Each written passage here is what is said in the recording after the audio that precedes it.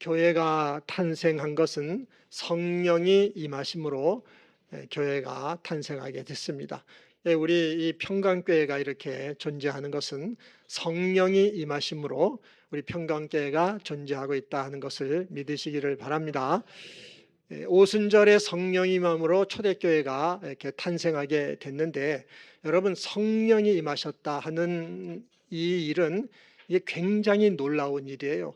왜 그러냐면 성령이 임하셨다는 말씀은 성도 한 사람 한 사람에게 하나님이 오셨다, 이런 뜻이기 때문에 이건 굉장한 사건인 겁니다. 교회는 이 건물이 교회의 본질은 아니죠. 진짜 교회는 저나 여러분 한 분 한 분이 교회인 것입니다. 우리가 교회가 된 것은 하나님이 우리 가운데 오셨기 때문에 우리가 교회가 된 것입니다. 그러니까 여러분들은 굉장한 분들이에요. 저도 그렇고 하나님이 계시는 사람들, 굉장한 사람들입니다. 여러분, 예수 그리스도는 이 땅을 구원하기 위하여 오셨습니다. 인간을 구원하기 오셨는데, 예수님은 이 땅에 인간을 구원하기 위하여 사람의 몸을 입고 오신 하나님이시죠.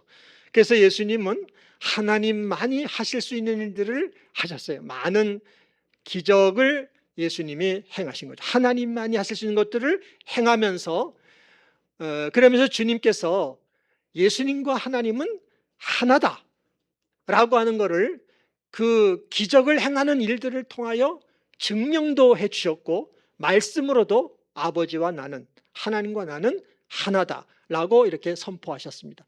이렇게 예수님이 이 땅에 오셔서 하나님과 예수님이 하나라고 하는 것을 보여주신 이유는, 예수님의 생명을 죄 가운데 살고 있는 모든 사람들에게 그 생명을 주셔서 우리 죄인들이 죄의 종으로 살지 않고 예수님과 함께 예수님처럼 그렇게 멋진 삶을 살게 하려고 주님이 그걸 보여주신 겁니다.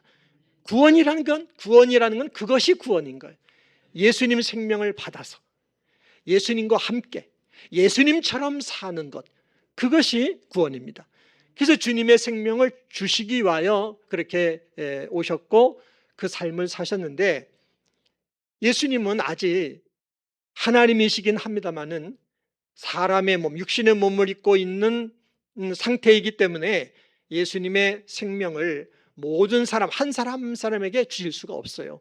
그래서 예수님이 제자들에게 약속을 하신 것은 성령을 보내주시겠다라고 약속을 하신 것이고, 그 약속을 따라서 아버지로부터 성령을 받아 보내주신 것입니다. 여러분, 그 성령은 예수님 안에 거하시는 예수님의 생명이요, 하나님 안에 있는 하나님의 생명인 것입니다.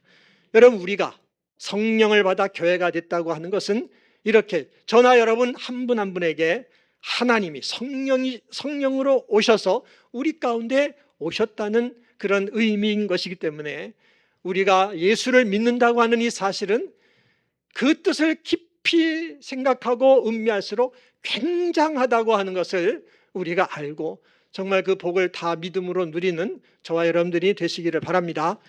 여러분, 성령이 이렇게 오셨다는 것은요, 우리 인간이 두 번째 창조되었다라는 것과 같은 의미인 겁니다. 하나님 인간을 처음에 지으실 때는 흙으로 지으셨잖아요. 물론 이제 아담과 하와 이후로는 계속 이제 부모를 통해 태어났지만은 처음에는 하나님이 아담을 흙으로 지으셨어요. 그런 다음에 코에다 생기를 불어 넣으셨다 그랬어요. 이 말이 무슨 얘기냐면 하나님의 영을 불어 넣으셨다는 뜻이에요. 그래서 인간은 생명, 살아있는 영적인 이런 존재가 되게 했습니다. 인간이란 존재는 살아있는 영적인 존재로 지음을 받았는데, 그런데 마귀에게 속아서 그 마귀로 말미암아 죄를 지음으로 인해서 하나님이 떠나신 거죠. 하나님이 영으로 인간 안에 들어오셨는데 그 하나님이 떠났어요. 그래서 하나님께서 주시는 모든 복을 다 잃어버렸고 마귀한테 도둑질 당한 거죠. 도둑질 당하고 마귀는 우리 인간을 죄를 가지고 죽이고 영원히 멸망시키는 이 일을 하게 된 것이 우리 인간이 죄로 인하여 받게 된 운명입니다. 그런데 이렇게 된 상태에서 하나님 우리를 다시 창조하는 거죠. 다시 창조한 사건이 성령을 우리에게 보내주신 사건인 겁니다. 하나님은 독생자 예수님을 보내셔서 예수님의 십자가의 보혈로 모든 인류의 죄를 영원히 대속해 주시고, 그리고 예수님의 생명이요 하나님의 생명이신 성령을 보내주셔가지고 우리를 재창조하셔서 하나님 자녀로 거듭나게 하셨다는 사실을 믿으시기 바랍니다. 우린 그래서 하나님의 자녀가 된 겁니다. 여러분, 인간이 처음에 창조됐을 때, 죄 짓기 전에는, 타락하기 전에는, 그때는 아담이 온 세상에 하나님의 영광이 충만한 그거를 다 알고 봤어요. 그리고 하나님이 주신 모든 피조물을 통해서도 하나님께서 영광을 나타내시는 것을 아담이 그걸 다 봤어요. 그 영광 안에 살면서 하나님이 지으신 모든 피조물을 다스리고 지배하는 이 권세를 아담에게 주셨기 때문에 아담이 이름도 다 지어가면서 그걸 다 다스리고 지배하고 그렇게 했습니다. 그렇지만 방금 아까 말씀드린 대로 마귀한테 속아서 죄를 지음으로 말미암아 하나님이 주셨던 그 모든 복을 다 잃어버리고 마귀의 종이 되고 죄의 종이 돼서 살 수밖에 없었던 것이고, 그리고 저나 여러분들은, 우리 모든 사람들은 아담의 후손으로서 우리도 그렇게 살아올 수밖에 없었던 것입니다. 그렇지만 이런 우리들을 하나님께서 성령을 보내주셔가지고 다시 잃어버렸던 모든 것들을 회복시켜 주신 줄 믿습니다. 하나님이 성령을 보내셔서 우리를 재창조하심으로 말미암아 이걸 다시 회복시켜 주셨습니다. 성령 받은 사람들, 이 사도행전 2장에 성령이 임한 이 사건을 통해서 이들이 성령을 받았는데, 성령 받은 사람들에게 회복된 모습들, 변화된 모습들이 많이 나타나는 것을 볼 수가 있어요. 먼저 이들에게 나타나는 그 변화는 뭐냐면은, 성령을 그들이 받은 다음에 성령이 말하게 하심을 따라 말을 했다 그랬어요. 방언을 했다는 것인데, 그들이 한 방언은 우리가 하는 방언과는 다른 방언이죠. 저는 제가 방언을 하면서도 내가 지금 무슨 말을 하고 있는 거야, 나 뜻을 이걸 저도 몰라요. 그런데 여기 이제 사도행전 2장에 나오는 이 사람들은 성령을 받았을 때 방언을 했는데 외국어 방언을 했어요. 그때는 유대인의 명절인지라 각 나라의 유대인들이 많이 흩어져 살다가 명절이라 다 왔어요. 그 사람들이 자기들이 살고 있는 나라의 언어들로 이 사람들이 막 말을 하는 것을 듣고 깜짝 놀라는 겁니다. 예수님의 제자들을 비롯해서 이 120명의 성도들은요, 주로 대부분이 배우지 못한 사람들이 대부분이에요. 그런 사람들이 말이죠, 외국어로 막 자기들 나라로 말을 하는 걸 듣고 깜짝 놀란 거죠. 이게 하나님이 그들에게 임하심으로, 하나님의 능력으로, 배움이 없는 사람들이지만 외국어로 말하는 그런 기적을 그들에게 나타내 주신 것이죠. 그리고 이 사람들은, 제자들을 보면요, 이 사람들이 완전히 변했어요. 본래 이 베드로는 예수님을 모른다고 부인한 사람이잖아요. 그리고 다른 제자들도 예수님을 다 버리고 도망갔던 사람들이에요. 이렇게 겁이 많고 두려움이 많았던 사람들이었는데 이 사람들이 변한 거예요. 지금도 마가다락방에서 기도는 하고 있지만은 겁이 나고 두렵기 때문에 문을 꽉 채워놓고 잠그고서 지금 거기서 기도하고 있는 거죠. 그런데 이 사람들에게 성령이 임하고 나니까 그 두려움이 다 사라져 버렸어요. 그들에게는 담대함과 용기가 충만해가지고 예수님을 그냥 용기 있게 증거하는 그런 모습을, 변화된 모습을 볼 수가 있단 말이죠. 그리고 이들을 통해서 기적이 일어났어요. 베드로를 통하여 앉은 병이가 막 일어나고 말이죠. 어떤 병에 들었든지 각종 병든 사람들이 다 고침을 받고 귀신들이 막 떠나가고 이런 기적이 일어났어요. 예수님을 통해 일어났던 일들이 이 제자들과 성도들을 통해서도 일어나는 이런 일들이 일어난 것입니다. 이게 성령이 임하신 결과로 이런 일들이 나타나는 거예요. 그것뿐만이 아니에요. 지금 이 사람들이 복음을 전한다고 하는 이유 때문에 체포당했어요. 유대교의 장로들과 대제사장들과 서기관 바리새인들 이런 사람들이 이들을 다 체포해가지고 감옥에 집어넣고 거기서 매도 때리고 말이죠. 위협하고 협박했어요. 전도하지 말라고. 그랬는데 이 사람들은 예수님을 위하여 그렇게 핍박을 받는 것을 영광스럽게 여기면서 더 담대하게 용기 있게 복음을 전했단 말이죠. 사람들이 완전히 변했어요. 완전히. 이게 성령이 임함으로 그들이 하나님의 자녀로 재창조된 거듭난 그런 모습을 그런 모습이 그들에게서 나타난 것이죠. 여러분, 이들이 이렇게 변한 것은 성령이 임하시면서 그들 마음에 뭐가 생겼냐면 믿음이 생겼기 때문에 그랬어요. 믿음을 갖게 된 거죠. 어떤 믿음을 갖게 되느냐 하면 예수님이 그분의 생명을 우리에게 주셨구나, 나에게 주셨구나, 이런 믿음을 갖게 된 거예요. 하나님 아버지께서 그 아들을 통하여 하나님의 생명을 내 안에 주셨구나, 이런 믿음을 그들이 갖게 된 겁니다. 그러니까 예수님께서 자기들과 함께 한다고 하는 이 믿음을 갖게 되니까 어떻게 하겠어요? 예수님처럼 행동하는 거죠. 바라보는 것도 예수님의 시각으로 바라보는 거죠. 관점이 완전히 바뀐 거예요. 자기들의 관점이 아니라 예수님의 관점으로 모든 것들을 보게 되고, 생각하고 말하고 행동하는 거 전부 다 예수님 마음을 가지고 생각하고 말하고 행동하는 이런 사람들로 이 사람들이 전부 다 바뀐 것입니다. 이렇게 이들이 완전히 변하다 보니까 지금 이 유대교에서 이들을 핍박하고 협박하고 위협하고 이런다 할지라도 그들 마음속에 무슨 믿음이냐면 이 가운데서도 우리 주님, 부활하신 주님이 일하시며 주님의 영광을 나타내신다는 믿음을 갖게 되는 거죠.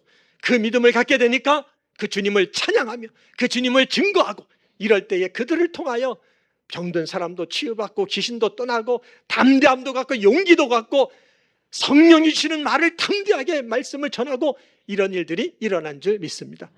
여러분, 이들이 받은 복은 이들에게만 하나님이 주신 복이 아니라 저와 여러분들에게도 동일한 복으로 주셨다는 것을 믿으시기를 바랍니다. 우리 모두에게도 똑같은 이런 축복을 주신 거예요.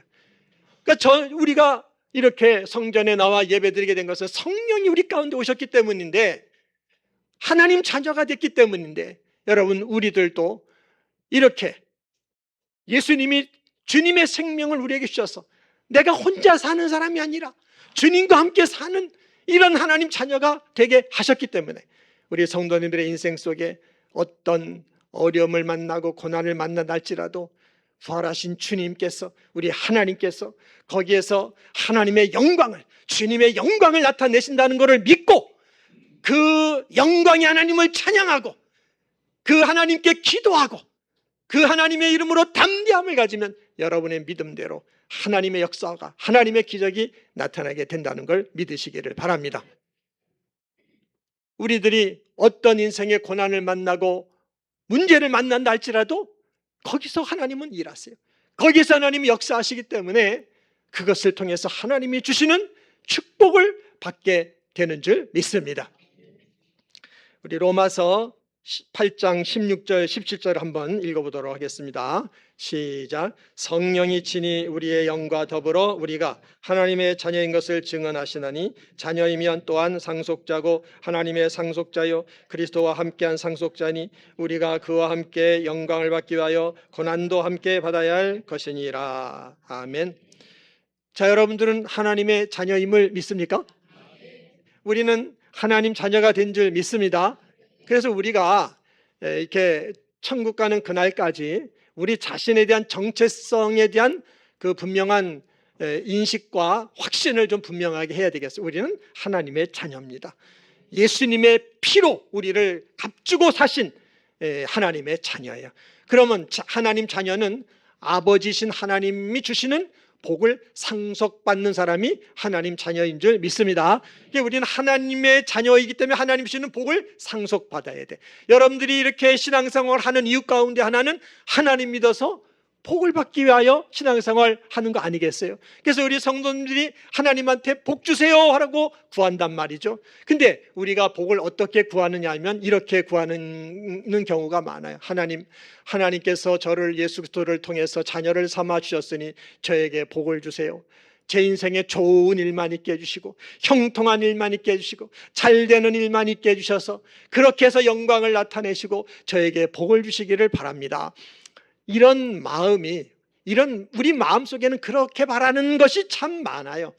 근데 여러분, 우리가 한 가지를 더 아셔야 돼요. 뭐냐면은 하나님의 축복은 꼭 좋은 일만 통하여 형통한 일만 통해 복을 주시는 것이 아니라 어려움을 만날 때, 고난을 당할 때, 내 인생에 환난이 왔을 때, 절망이 왔을 때, 거기서는요 하나님이 더 큰 영광을 나타내시고 더 큰 축복을 주시는 것이 그게 하나님의 방법이라는 사실을 믿으시기 바랍니다. 성도는 이거를 깨달아야 돼요. 우리는 내 인생에 고난이 없기를 바라고 내 인생에 어려움이 없기를 바라고 좋은 일만 주세요. 그래서 나에게 복을 주세요. 이게 우리가 바라는 거지만 그렇지 않습니다. 하나님의 방법은 고난을 통하여 더 큰 영광을 나타내시고 그걸 통하여 더 큰 기적과 하나님의 축복을 체험하게 하시는 것이 하나님의 방법인 줄 믿습니다.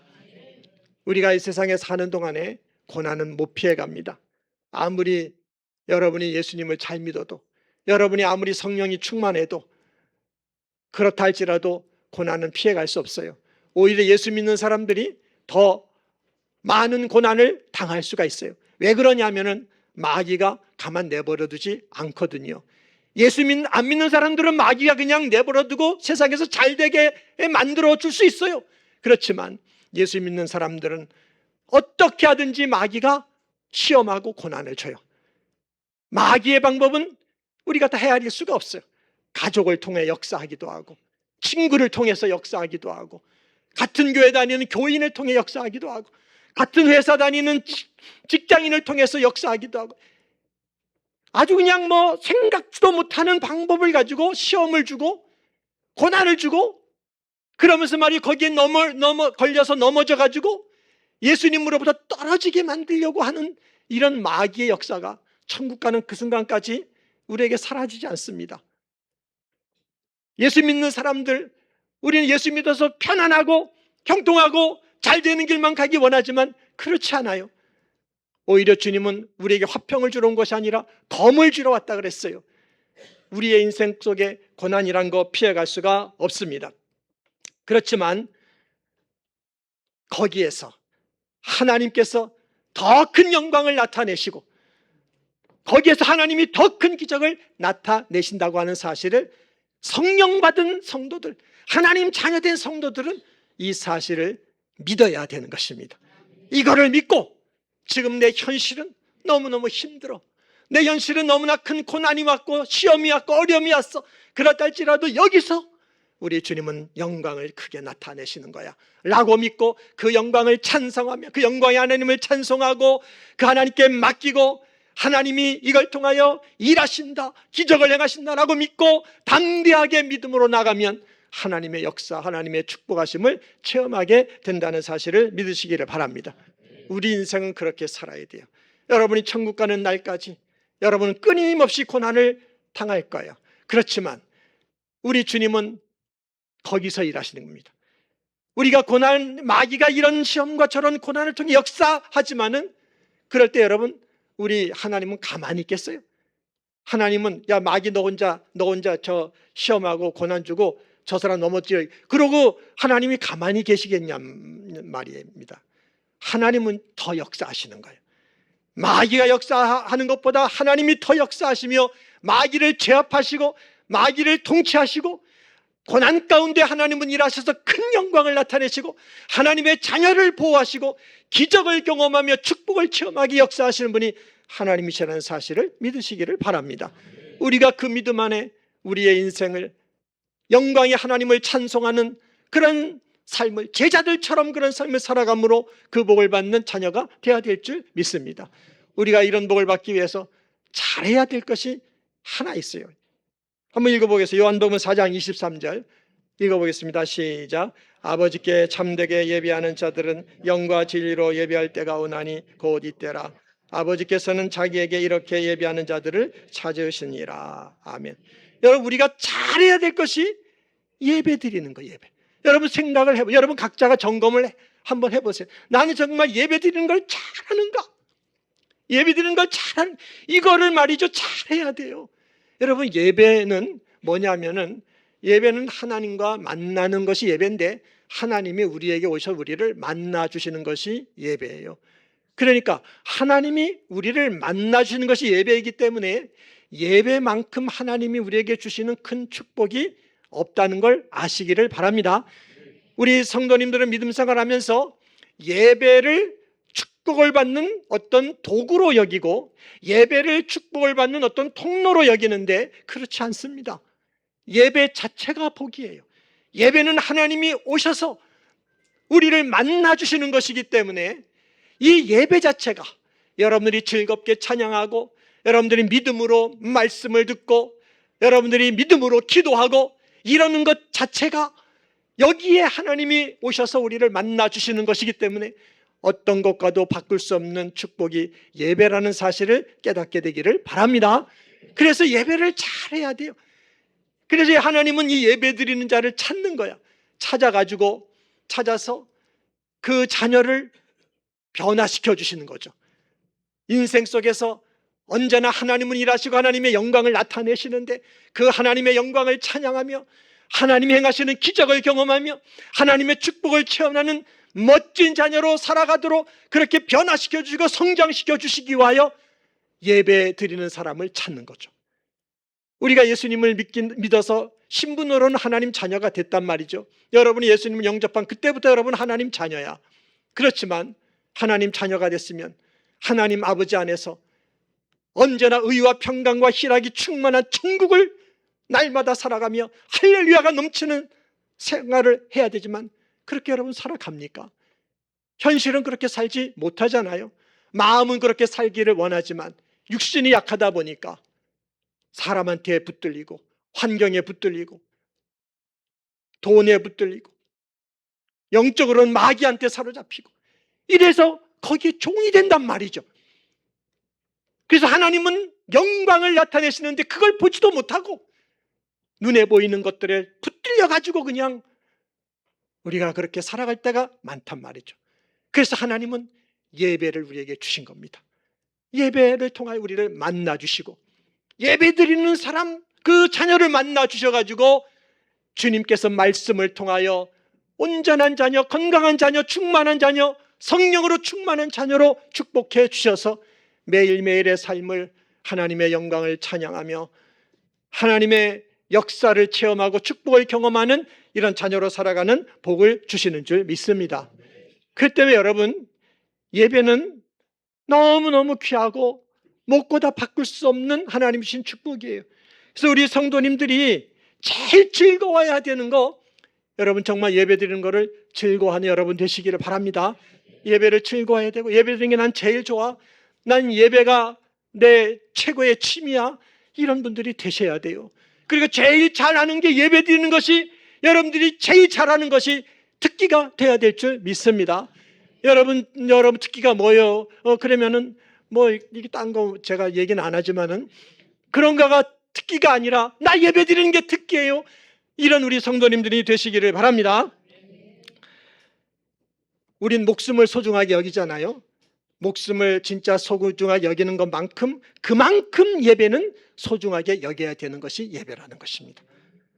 그런 은혜가 있기를 바랍니다. 우리 사도행전 16장 22절에서 26절을 한번 읽어보도록 하겠습니다. 시작. 무리가 일제히 일어나 고발하니 상관들이 옷을 찢어 벗기고 매로 칠하여 많이 친 후에 옥에 가두고 그 발을 착고에 든든히 채웠더니 한밤중에 바울과 실라가 기도하고 하나님을 찬송하며 죄수들이 듣더라. 이에 갑자기 큰 지진이 나서 옥토가 움직이고 문이 곧 다 열리며 모든 사람의 매인 것이 다 벗어진지라. 아멘. 이 말씀은 바울과 실라가 빌립보에서 전도하다가 전도하지 말라고 붙들려 가지고 핍박받는 얘기예요. 이 두 사람을 붙들어 가지고 옷도 벗기고 매도 많이 치고 그리고 깊은 감옥에다 집어넣고 쇠사슬로 발도 꽁꽁 묶어놓고 이렇게 된 거예요. 이런 상태였는데 이 사람들은 거기서 뭘 했냐면은 기도하고 찬송했다는 거죠. 예배를 드렸다는 거예요. 예배를 거기서 기도하고 찬송하며 하나님께 예배를 드린 거죠. 그랬을 때 거기 하나님의 영광이 나타났어요. 지진도 일어나고 막 옥문도 열리고 쇠사슬도 다 풀려지고 더 나아가서 그 간수까지도, 그 가족까지도 구원받는 이런 기적이 일어난 것입니다. 여러분, 왜 이런 일들이 났습니까? 이 바울과 실라는 그들은 감옥 안에 갇혔어도 지금 이런 고난을 당하고 핍박을 당하는 중에도 그들은 예배는 포기하지 않았다는 거죠. 찬양하고 기도하는 것은 그건 포기하지 않았다. 그는 끝까지 거기서 지켰다라는 거예요. 그렇게 했을 때 거기에서 하나님의 영광이 나타나서 기적이 일어나서 오히려 전화위복이 되는 이런 일들이 일어난 줄 믿습니다. 여러분, 지금도 하나님은 이런 예배의 사람을 찾으시는 거죠. 이런 예배의 사람을 찾으셔서 그를 만나주시고 어떤 상황에 있든 그가 하나님의 영광을 믿고 그걸 찬송하며 살게 하시고 그 가운데 하나님이 행하시는 하나님의 행동과 하나님의 기적을 경험하며 하나님 앞에 영광 드리는 삶을 살아가도록 예배의 사람에게 그 복을 주신다는 것을 믿으시기를 바랍니다. 그래서 예배는 예배하는 사람을 찾는 것. 내가 예배 잘 드리고 있는가? 우리는 체크하고 점검해야 된다는 겁니다. 여기 120명의 성도들이 성령의 충만을 받고 말이죠. 그랬을 때에 그들이 하나님이 계시는구나 이거를 알고 하나님을 찬송하며 예수님을 증거하고 이랬을 때 막 그냥 병든 사람들이 고침받고 하는 기적이 일어났잖아요. 놀라운 하나님의 역사와 축복을 경험을 했는데 이렇게 사람들이 변화되기까지 이 사람들이 한 일이 뭐냐면은 열흘 동안 이 사람들은 먹지도 마시도 않고 오로지 기도만 했습니다. 오로지 예배에만 집중했다는 거죠. 그랬을 때에 성령이 그들에게 충만하게 임해 주셨고 그들의 눈을 여셔서 믿음의 눈으로 하나님이 함께 하시는 것을 보게 했고 그 영광이 하나님을 찬송하는 사람들로 변화가 되었고 하나님의 기적과 역사를 체험하게 된 것입니다. 지금도 하나님은 동일하게 역사하고 계십니다. 여러분들이 예배 제일주의자로 살아간다면 지금도 하나님은 여러분을 통하여 이런 축복을 주실 줄 믿습니다. 이 복을 받으셔서 매일매일의 삶이 영광의 하나님을 찬송하며 담대함을 가지고 감사하면서 그 하나님을 기쁘게 드리는 삶을 살아가는 우리 성도 여러분 되시기를 주님의 이름으로 축원합니다. 기도하겠습니다.